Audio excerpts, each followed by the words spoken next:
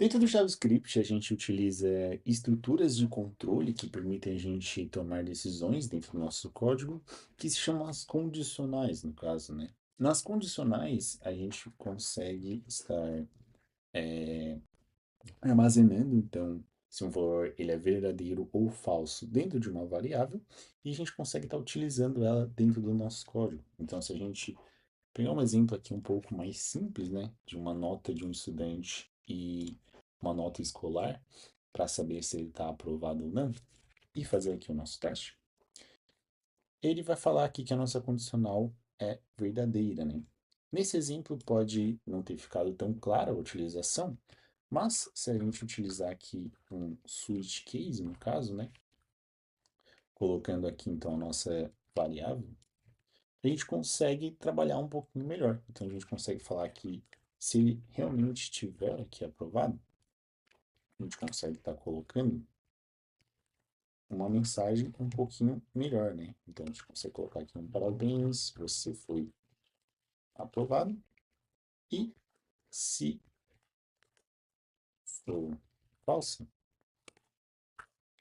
a gente consegue estar fazendo uma tratativa também.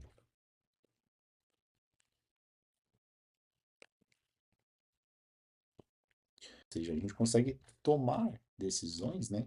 hum, da forma que a gente preferir. Então, agora, se a gente fizer aqui o nosso teste, ele vai falar para nós que a gente foi aprovado, e se a gente colocar aqui uma nota menor do estudante, ele vai falar que foi reprovado, certo? Aqui eu utilizei um exemplo com switch, mas a gente também consegue utilizar aqui com if, no caso, né? Então, se a gente colocar aqui que se ele for aprovado, a gente consegue exibir aquela nossa mesma mensagem aqui para o estudante, né? Deixa eu só colocar aqui.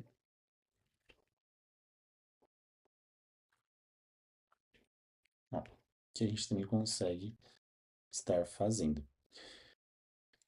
Outra coisa bacana também de a gente trabalhar é com, dentro do switch, é quando a gente tem mais valores, né? Além de verdadeiro ou falso. Então, se eu querer colocar uma mensagem personalizada para cada nota do estudante, eu consigo estar fazendo isso também. Por exemplo, nesse meu switch, deixa eu disponibilizar aqui, e falar que agora eu vou começar a trabalhar com a nota do estudante. Então, se eu falar aqui que ela foi um 7, eu coloco apenas que ele foi aprovado. Mas, se eu quero colocar uma mensagem mais especial, né? Então, por exemplo, se eu falar que a nota do aluno foi 10, eu consigo colocar aqui que ele foi aprovado com a nota mais alta.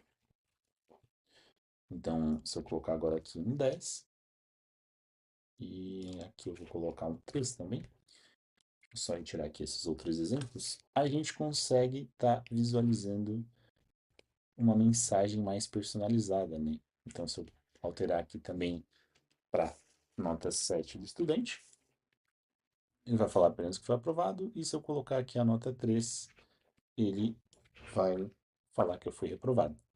Com o switch case, a gente tem que só tratar também quando a gente não possui a condicional que está dentro do nosso switch, né? Então, nesse caso, se eu falasse que a nota do aluno fosse 11, ele não ia exibir nada, porque eu não tive uma tratativa para quando a nota fosse 11, né? Com o switch, um exemplo aqui, só para ficar um pouquinho melhor, a gente tem aqui o default, né? Que é quando não traz nenhuma daquelas condicionais que eu havia comentado. E aí a gente consegue estar fazendo aqui uma personalização. Claro que existem mais notas ali, mas eu vou só trazer um exemplo falando que a nota do aluno está inválida. Então, se eu fazer nosso teste aqui de novo, ele vai falar que a nota do aluno está inválida. Justamente ele deu esse exemplo, essa mensagem, porque a nota do aluno é uma nota 11, que não está dentro aqui nem do 10, nem do 7, nem do 3. Mas claro que se eu colocasse aqui 4, como eu também não tenho uma tratativa para uma nota 4, ele também vai falar que a nota do aluno está inválida. Tá? Outra coisa bacana aqui também de quando a gente trabalha com if, né? é que a gente consegue estar fazendo também a nossa tratativa aqui de quando o aluno não está aprovado, no caso, né? Então, deixa eu só colocar aqui. Então, se você for aprovado.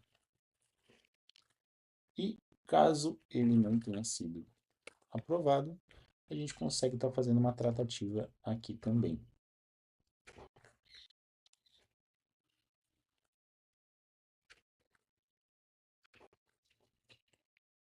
Então, nesse caso aqui, ele vai dar que o aluno foi reprovado, e se eu aumentar a nota dele aqui para 10, ele vai me falar que o aluno foi aprovado neste caso, tá? A gente também consegue estar trabalhando com o Elsif também, é uma forma também bem bacana de fazer aquela personalização que a gente estava comentando. Então, se eu colocar aqui que a nota do aluno ela é 10, eu posso colocar aqui com a nota máxima.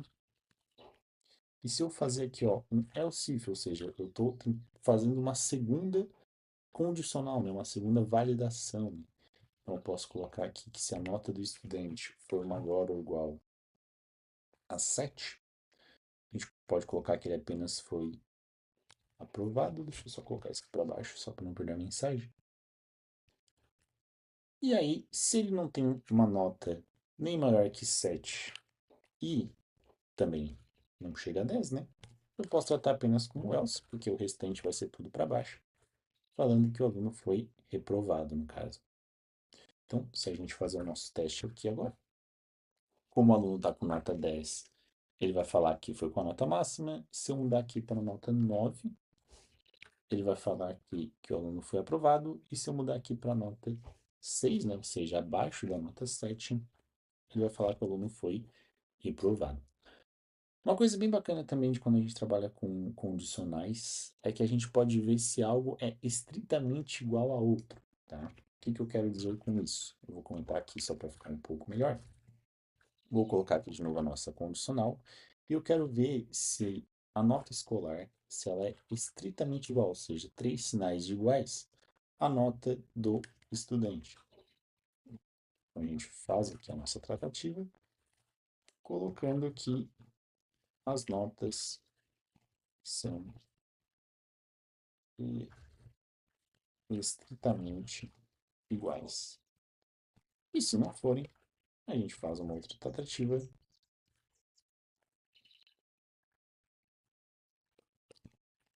Só colocar aqui que elas não são. Dessa forma, se a gente colocar aqui 7 e 7, vai falar de que as notas são. Opa, as notas são estritamente iguais.